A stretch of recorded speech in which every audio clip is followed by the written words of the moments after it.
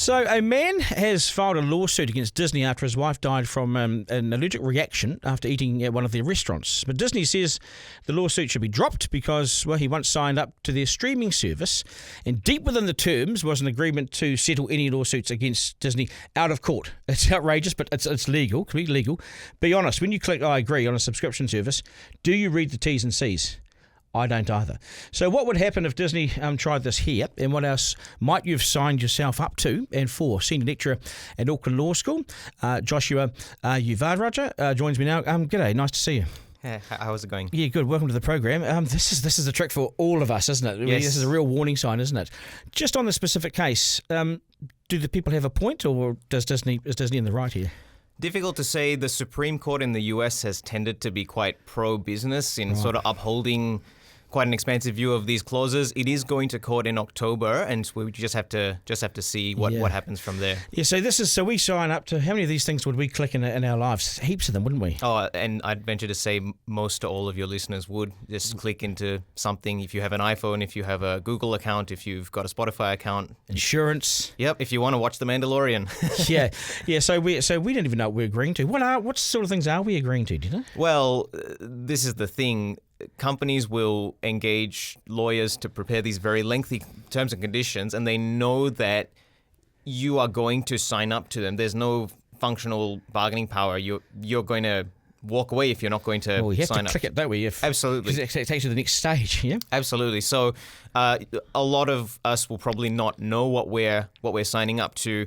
In New Zealand, actually, interestingly, the High Court recently ruled that Viagogo, the ticket retailer, was actually had a clause in their contract with any person who purchases a ticket that said that any disputes need to be settled in Geneva, in Switzerland. Oh my goodness. But the High Court said that is an unfair contract term and it can't be enforced in New Zealand. But it's an unreasonable term, isn't it? Well, yeah, and so the Fair Trading Act has a specific phrase called unfair contract terms, which gives the High Court the power to say you can't rely on that in New Zealand at least. So we can use that to not contract out of these contracts, but we can use that to test these contracts? Yeah, well, you can, and individual consumers can't. The Commerce Commission needs to bring an action on behalf of the consumers. Right. We've had 3 cases in New Zealand, including Viagogo. 2 of the other 2 have been in relation to high credit lenders high interest lenders. Yes.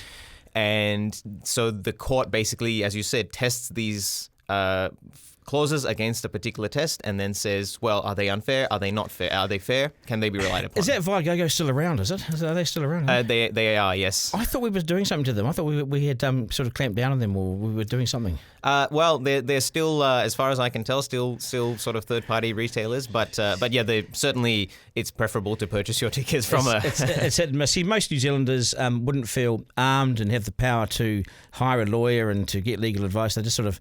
They sort of just go with it and take the hit, don't they? Absolutely. It's and that's not a New Zealand specific thing, but certainly most consumers wouldn't be in a position to challenge a lot of these terms and conditions. Yeah, and I suppose even with a mortgage, the fine print on mortgages, especially insurances and mortgages, I find that the fine print. Who reads an insurance contract? Well, and the difficulty with insurance is that if you've potentially said something unintentionally false, you've sort of potentially opened up the door for the insurer to say, well, actually, we're not going to honour the claim because, hey, you didn't tell us this factor. The law is developing on that, but certainly, yes, terms and conditions on insurance contracts are another big issue. Are there honest mistakes in those things? There can be, yes, and so I guess it's a question of assessing that, and insurers probably wouldn't want. I'm sort of speculating the sort of PR issues of denying every claim, but yeah, insurance contracts, mortgage contracts. There's a lot of contracts we sign that we just don't know the terms and conditions of. Yeah, that's right. So what do you recommend people do? Because if you're going to recommend they read it, then well, it's pretty harsh. I wouldn't actually say this is with the consumer. It's actually highlights the issue with the law, and that's where probably the rules that have developed on when we bind people to contracts were developed in a pre-digital age, and they're just probably not as fit for purpose as we'd like. So it's more a question for, does Parliament need to do anything? Do the courts need to change the law? That's probably the question I'd say. This is also part of this whole push for plain language. You know, this simple language, and this goes out to it goes out to lawyers as well, because law is very archaic at times, and Absolutely. and so you need this plain language. But I wonder how far that can actually go, because plain language actually is useful, because that's how people talk. Yeah, it's difficult because as a lawyer, your job is to cover every eventuality. And so it makes sense that you would go to say be quite detailed. But I guess the balance is, well, is that actually achieving what we want? Our court's going to uphold it. So it's a fascinating situation. Have you looked at some of the contracts around these streaming services? I know my colleagues have, and other colleagues have, but I'm aware of these, particularly these arbitration clauses, which is what happened in Disney.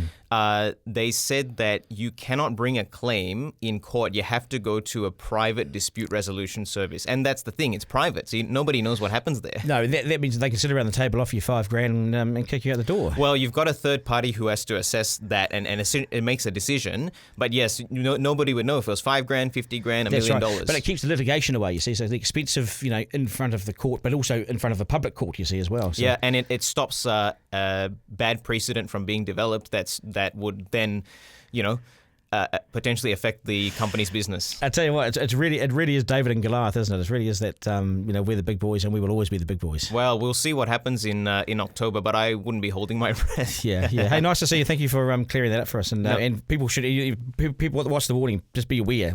Be aware. And but we have to wait for the law to change, I think. Yeah, I think so too. That's where you come in. Appreciate it. Nice to see you. Thank you so much. Thank you very much. Okay.